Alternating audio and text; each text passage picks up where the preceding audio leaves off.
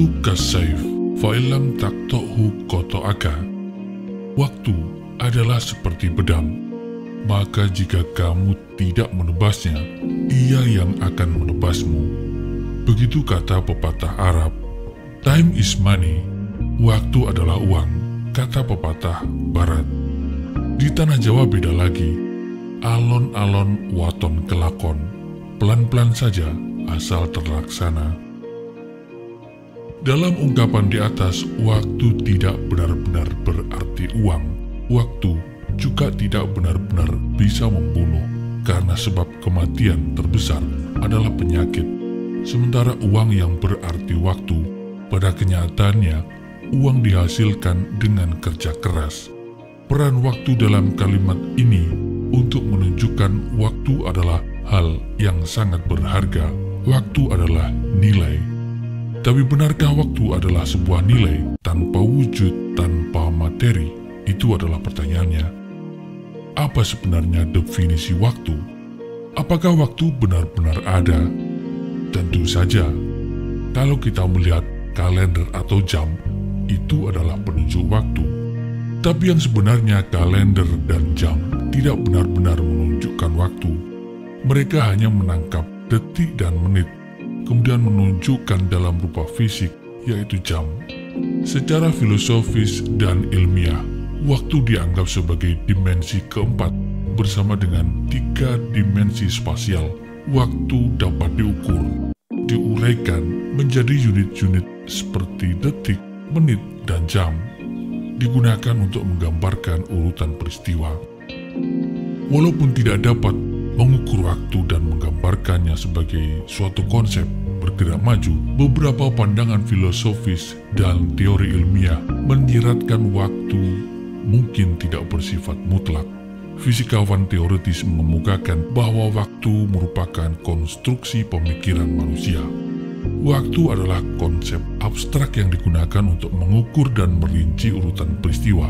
Ini adalah dimensi dalam kehidupan kita yang menggambarkan urutan perubahan yang terjadi di sekitar kita. Definisi waktu dapat bersifat relatif tergantung pada konteksnya. Secara umum, waktu melibatkan konsep-konsep seperti masa lalu, sekarang, dan masa depan. Diukur dalam satuan detik, menit, jam, hari, dan tahun. Karena eksistensi waktu antara ada dan tiada, maka peran pemegang kuasa penting menentukan dan memastikan ukuran waktu. Pada wilayah ini, kalender dan penanggalan yang ada di tangan kita hari ini adalah produk politik. And New Year would start in March. That is when the sun moves into first point of Aries. When summer solstice, spring solstice come, that is when the New Year comes. March. But just 500 years back, a king of England decided he wants to start the New Year in January, because he was born in January. Benarkah demikian? Jangan kemana-mana. Kita kembali setelah yang satu ini.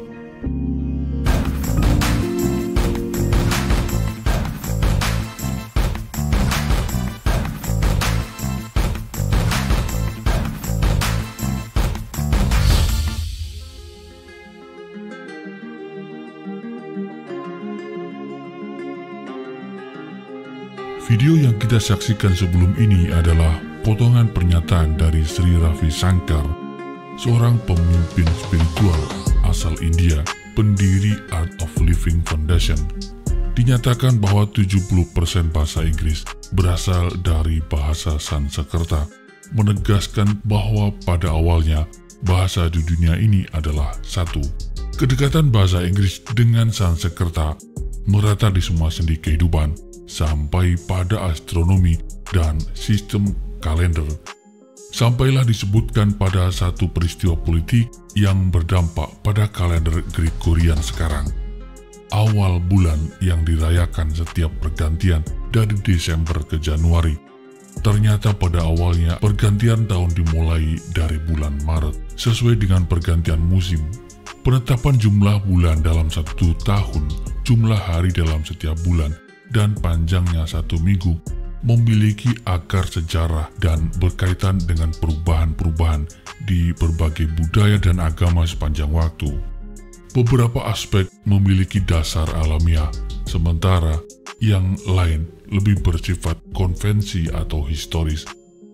Jumlah bulan dalam setahun 12 bulan mencerminkan siklus bulan purnama 29,5 hari.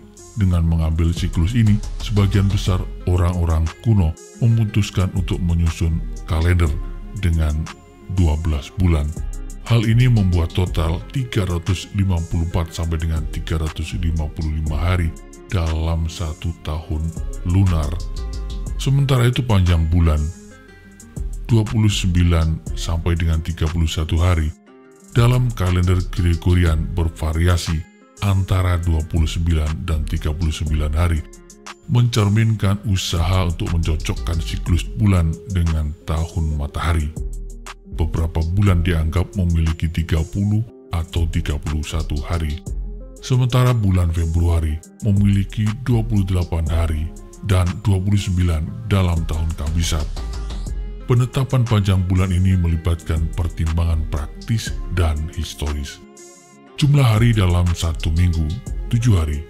Penetapan satu minggu berisi 7 hari terkait erat dengan aspek religius dan astronomis di berbagai budaya.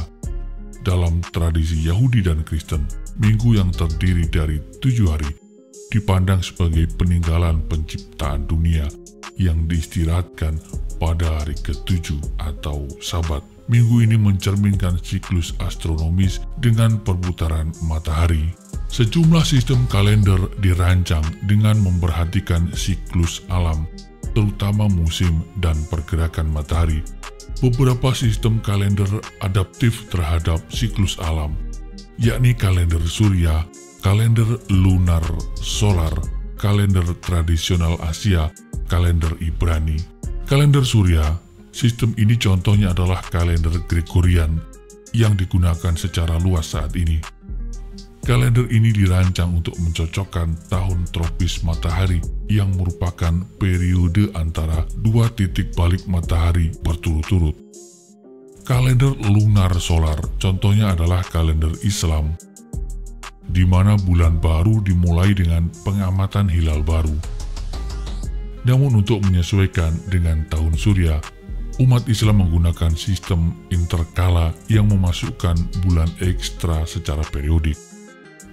Kalender tradisional Asia, seperti kalender Tiongkok dan kalender Hindu, yakni menggabungkan siklus bulan dan matahari, menggunakan sistem interkala atau bulan ekstra untuk menyelaraskan kalender lunar dengan tahun surya. Sedangkan kalender Ibrani adalah kalender lunar dengan penyesuaian matahari. Bulan ekstra disisipkan secara periodik untuk memastikan bahwa perayaan agama yang terkait dengan musim tetap terjadi pada waktu yang relatif seragam setiap tahun. Meski dirancang untuk mempertimbangkan siklus alam, setiap kalender memiliki kompleksitas dan variasinya sendiri-sendiri, berkaitan dengan budaya, agama, tradisi spesifik masyarakat yang menggunakannya. Semisal kalender Gregorian yang digunakan saat ini mengalami sejumlah penyesuaian sepanjang sejarah, termasuk reformasi kalender oleh Paus Gregorius XIII pada tahun 1582 untuk menyelaraskan tahun dengan peredaran matahari.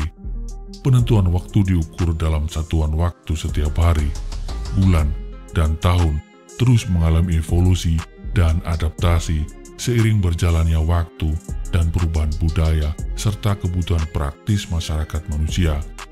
Sistem Gregorianis yang berdasar pada pergerakan matahari menggantikan kalender Julianis dan Romawi. Kalender Romawi yang hanya terdiri dari 10 bulan dan bulan pertamanya adalah bulan Maret dianggap gagal menetapkan musim, di mana musim dingin terjadi pada bulan musim gugur. Karena itu pada tahun 46 sebelum Masehi terjadi kekacauan waktu yang membuat sistem penanggalan direformasi oleh Julius Caesar. dan berganti dengan kalender Julianis dipakai hampir 1600 tahun. Kalender Julianis akhirnya digantikan dengan kalender Gregorianis yang berlaku sampai sekarang karena tahun matahari lebih pendek 11 menit dan 14 detik setiap tahunnya, menyebabkan dalam waktu 120 tahun, satu tahun menjadi berkurang satu hari, dan tahun 1580 setelah hampir 1600 tahun digunakan menjadi berkurang 10 hari. Untuk itu perhitungan hari Paskah menjadi masalah, dan Paus Gregorius XIII memberlakukan kalender Gregorianis dengan menambahkan setiap 4 tahun sekali satu hari di bulan Februari yang dikenal sekarang dengan tahun Kabisat. Kalender Gregorian yang digunakan mengalami sejumlah penyesuaian sepanjang sejarah. Tidak saja dialami oleh kalender Gregorianis, bahkan banyak pula kalender-kalender yang kemudian tidak berlaku lagi digantikan dengan sistem baru, seperti Julianis yang digantikan oleh Gregorianis yang kita sudah sebutkan sebelumnya. Contoh lain adalah kalender Romawi pra-Julian, sebelum kalender Julian diperkenalkan oleh Julius Caesar pada 45 Masehi, menggunakan sistem kalender yang tidak lagi berlaku. Kemudian ada pula kalender Mesir kuno yang memiliki sistem kalender selama sejarah dan sekarang sudah tidak berlaku lagi. Ada pula kalender Republik Prancis, diperkenalkan selama Revolusi Prancis pada 1793, menggantikan kalender Gregorian. Hal ini berlaku selama kurang dari 2 dekade dan dihapuskan pada tahun 1806. Ini menunjukkan campur tangan politik berpengaruh terhadap sistem kalender yang berlaku hari ini.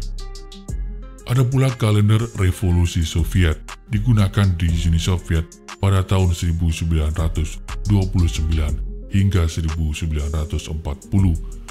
Kalender ini menghapus konsep hari libur agama dan menggantinya dengan perayaan revolusioner. Namun sistem ini tidak populer dan dihentikan setelah beberapa tahun berlaku. Kalender positivis dikenalkan Augusto Comte pada abad ke-13, namun berakhir karena tidak mendapatkan dukungan luas. Kalender Khmer Merah di Kamboja pada tahun 1975 sampai dengan 1979 mengenalkan kalender Khmer Merah, namun dihapus seiring jatuhnya rejim ini.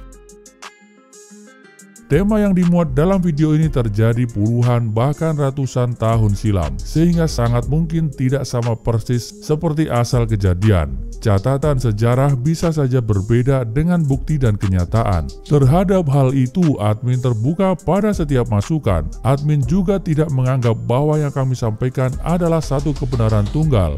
Admin menerima setiap kemungkinan dan masukan. Terhadap figur dan tokoh yang diceritakan, admin berlepas pandang dalam menilai, menghakimi maupun menghukumi. Kami memegang kaidah, wa ma jara baina sahabi naskutu. Seluruh yang terjadi antara para sahabat sengaja kami perluas, artinya jadi sejarah secara umum. Kami diam, tidak ikut campur, tidak membahas. Di mata admin, masa lampau dan seluruh dinamika di dalamnya adalah hikmah. Terima kasih. Salam hangat. Assalamualaikum warahmatullahi wabarakatuh.